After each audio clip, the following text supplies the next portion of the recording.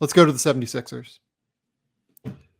I have no fucking idea what to do with the 76ers because they have James Harden, who is in this very strange spot. He could just opt in at $47 million. And he can sign a 4-year, $223 million extension, which is an enormous number, which I put in the notes, God no, that I sent to you. That seems like a bad plan. So ultimately, like, what's the compromise deal here? Like the 76ers just are purely pot committed to Harden after acquiring him. It feels like to me the Chris Paul deal from last year with Phoenix is a good comparable of like, hey, let's find a structure that makes sense. Let's reduce your cap number this year, maybe give us some flexibility, give you a bunch of money out longer term, maybe not guarantee the last year, and kind of go from there. I love the Chris Paul comparison. I love that. That's a great analogy, Samuel. You're very good at your job. I love that. That makes a ton of sense. that makes a ton of sense. It's good that you say that now because I'm about to just throw some fucking nonsense at the wall in terms of trying to find a way to have a bunch of cap space. No, because here's the thing. I have thought so much about what in the world is going to happen with James Harden this summer. I have no idea.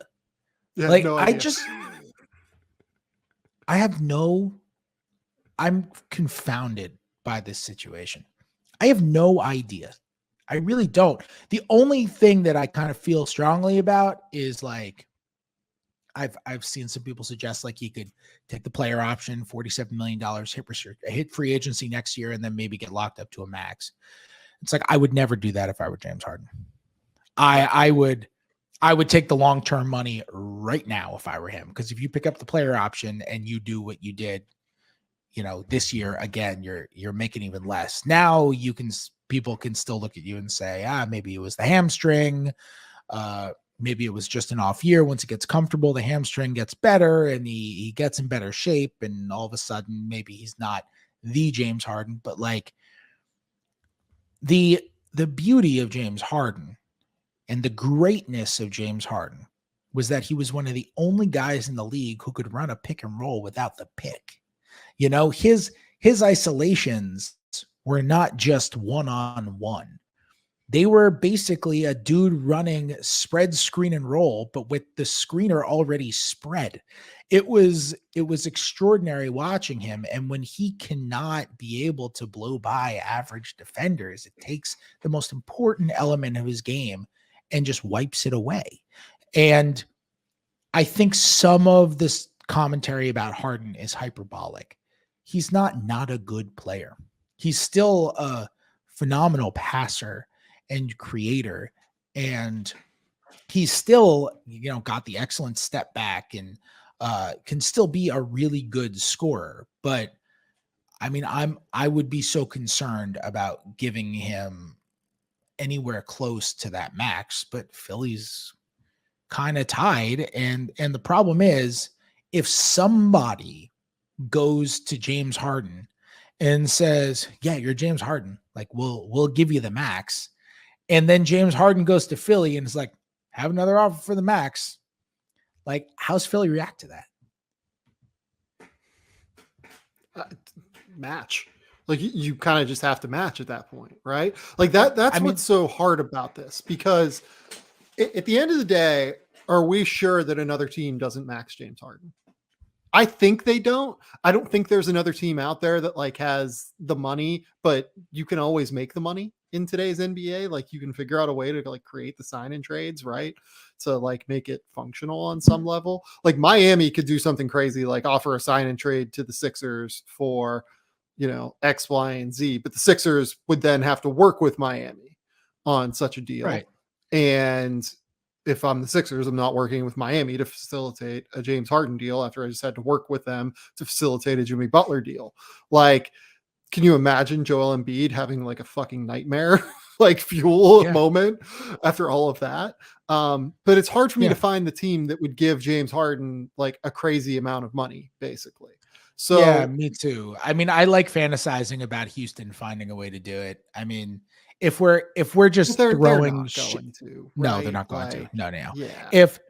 If we're just like throwing shit at the wall that has no basis in reality, I mean, Portland is above the cap, but they're strategically above the cap so they can keep that trade exception. Portland can dive well under the cap if they choose to, and they renounce everybody. And I mean, if Portland wants to go absolutely insane and be like, let's do Harden Lillard and just make him a crazy offer, they they can do it if they really put their minds to it. They can find a way to create that. So, yeah, no, I'm with you. I don't think anyone's going to do it, but like this I don't see a world. The Chris Paul number was he got 30 million a year, right? Yeah. Yeah, I don't see him getting 30 million. Like his max number is like 44, right? 42. It's in that ballpark. It's 120. It's 35% of 122. What is 35% of 122 from another team? No. 42.7. So is Yeah. so So he's 43. Yeah. that's like a really big fall off. And I just honestly, even after he's played nowhere near like himself, he still has the leverage. Because So he can get from the Sixers. They could do what, like a 5-year 150 or something like that for 120. Like they can do something weird, right? Yeah, they could do that. That just seems low to me. That just seems low. I Maybe feel it's like James Harden 35. can get somebody to give him more than 30 million a year. Maybe it's 35 then. Maybe it's 4 years, 140 million. And then there's like a incentive laden structure that guarantees the 4th year or something. But like even then, like why does Harden accept that? Because then next offseason to beat that, all he has to do is 3 years, 95. But I guess that he locks in at 140 then. It's I don't think he will come in. I think he opts out and I think he takes less on a longer term deal is where this goes, right? Yeah, and I've And suspected that and, could be the case for a while. and let's be clear on this too. James Harden has made $270 million in his career. He could end up at 310 if he were what would it be? 317 if he opts into this contract. Maybe he's just like, fuck it. I want to shed this like thing that I have where people think I'm a losing player. I'm going to take $30 million a year, or I'm going to take $28 million in the first year or whatever. And I'm going to take 26 in the first year or something like that. I'm going to let us build around Joel. We're going to move Tobias Harris into somebody's space. We're going to have another max spot potentially because they can get pretty fucking close if James takes like between 26 and 30. I have a deal that I want to throw out there that is real dumb eventually. And maybe they just go for it. And maybe that's your move. Maybe your move is, we have a max spot. We have Joel and Harden and Tyrese Maxey and, a couple of guys. Let's go. Maybe. All I have to say is thank the basketball gods for Tyrese Maxey. Can you imagine the situation they would be in if Maxey wasn't as good as he is? Yeah, it'd be real bad. They would be in so much trouble. I mean, here's the question. Here's why. I mean, this is the implication when we say that Harden kind of just has the leverage here. What is their next best option? This free agency class is not crowded with incredible players. We were just talking about Kyrie as if he was going to go back, even though Sean Marks has made some kind of off the cuff comments. I don't anticipate Bradley Beal going there, though I know Beal is good friends with Joel Embiid. They get along really well. But I just don't anticipate Beal going there. I think the Wizards are the heavy favorites to bring him back. I'm not betting my life that he's going back, but I think he's going back. I don't think he would go to Philly. So I don't know what are your options? Now we're down to Kyle Anderson. Like, what are what are you gonna do? There's just not that much there, and you don't necessarily have the pieces to turn around and make a Donovan Mitchell trade. So what are you doing? Yeah. You kind of don't know. You give him what he wants.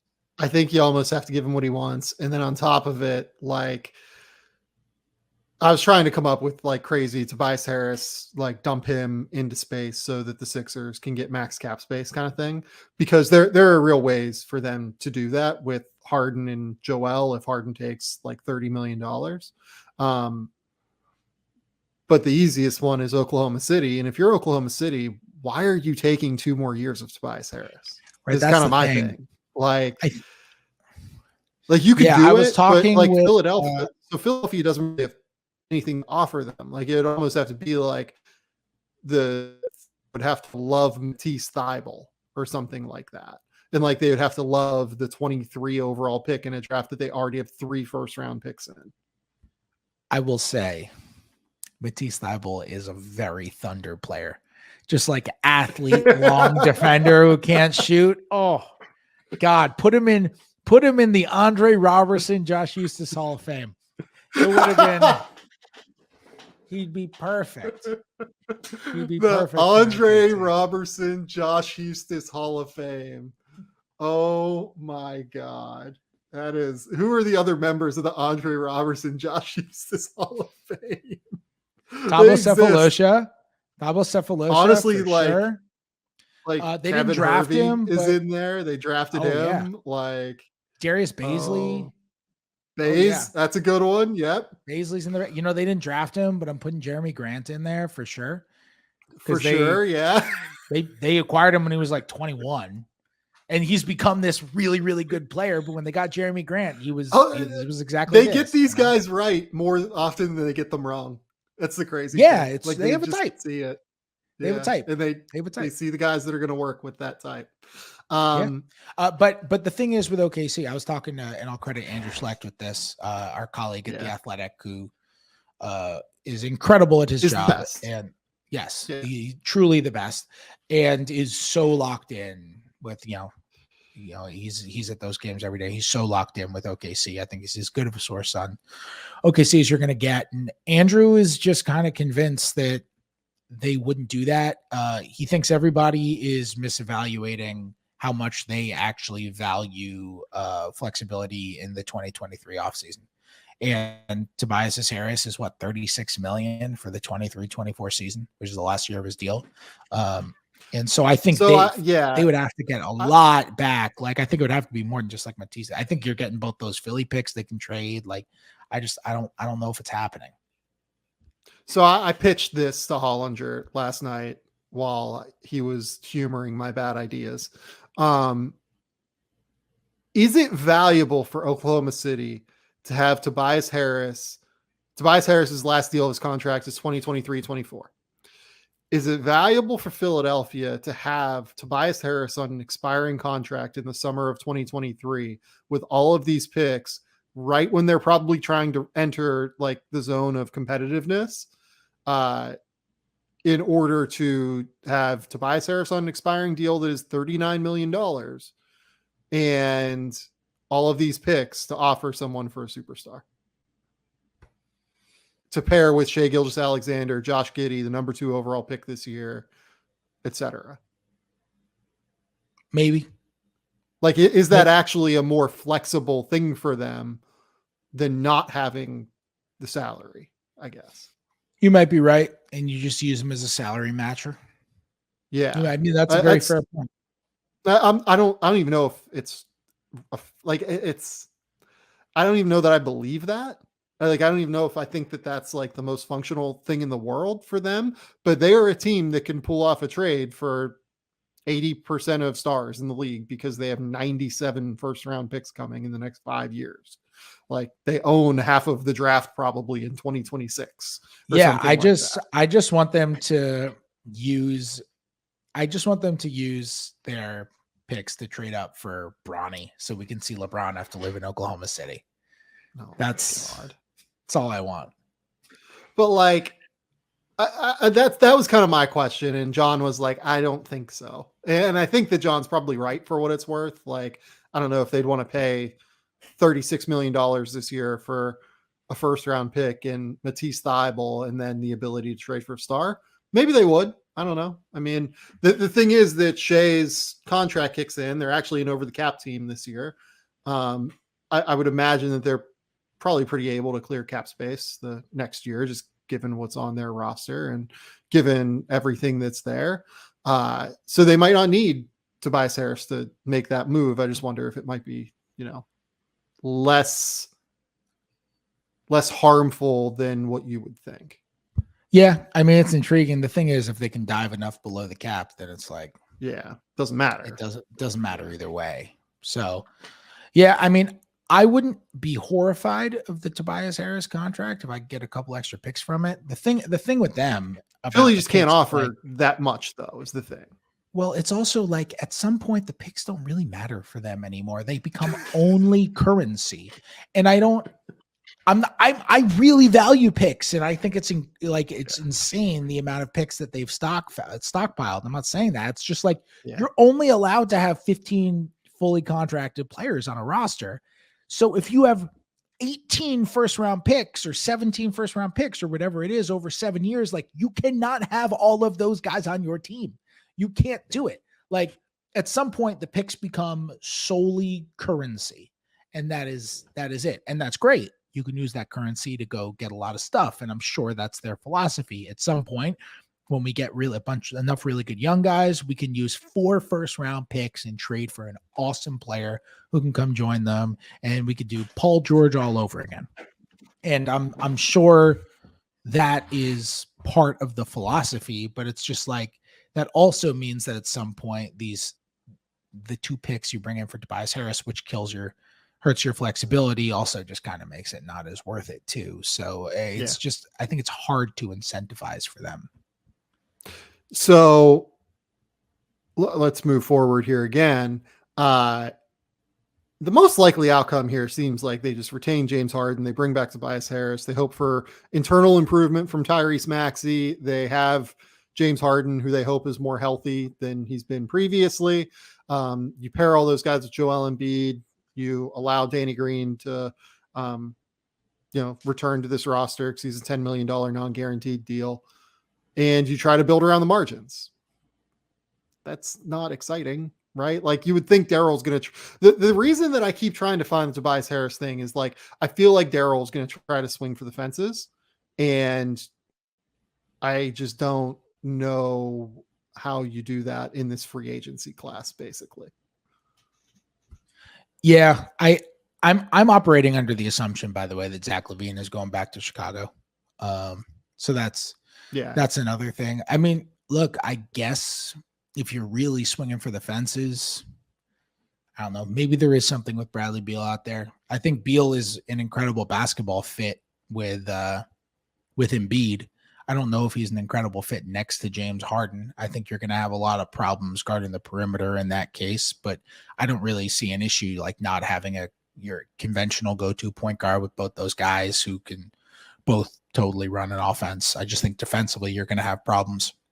But I'm assuming there's no way that they can do all of this, move Harris into cap space and then get Zach LaVine. That seems unlikely to me. Yeah, it does. So like the max stuff is nice, but there just aren't. And they can't even, by the way, get to what if they can get to like 30, 32 or so, something like that. What if Brooklyn is just like, we don't feel comfortable giving Kyrie more than 2 years? Yeah, we'll max you out, but like we can't commit to you for more than 2 years after what's happened here.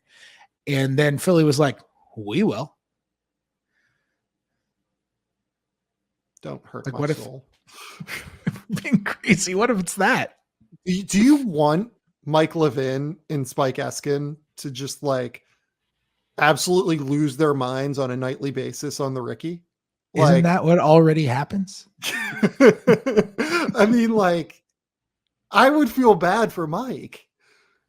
I can't allow this. Like Kyrie and James Harden. Take all the off-court stuff away. And Kyrie and Joel Embiid are like an unbelievable fit. Yeah, so Yeah, maybe. I don't know. Yeah, and then you get Kyrie and Harden back together. You're perfect. That's where I'm out. Long lost So legs. Philadelphia also has an option to extend Matisse Thybulle this summer. I personally would not. He very much, if you extend Thybulle, you then likely can't move him in the year because of the poison pill provision that happens with extensions. So it just completely limits their flexibility if this thing like shits the bed, which, non-zero chance that happens. So I think you kind of can't really extend Matisse Thybulle if you're Philly. It's hard, man. They're in a weird spot. They have a lot of potential moves, but a lot of it is like dependent on James Harden figuring shit out and dependent on Tobias Harris figuring maybe finding a landing spot for him. And I don't know that either of those things are feasible, really.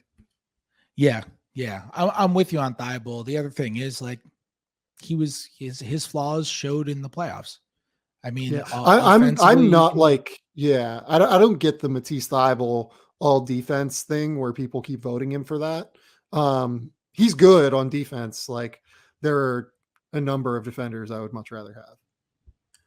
Yeah, I think he's really good on defense. But offensively, his flaws just show. I mean, when you can't shoot to that degree and you struggle to score at that degree, people are going to poke at it in the postseason. And I think we saw that. We saw teams helping off of him. And I'm with you on that. I mean, look, if you get him for a nice team friendly number, go for it. But I'm with you. I don't think there should be a rush to extend them.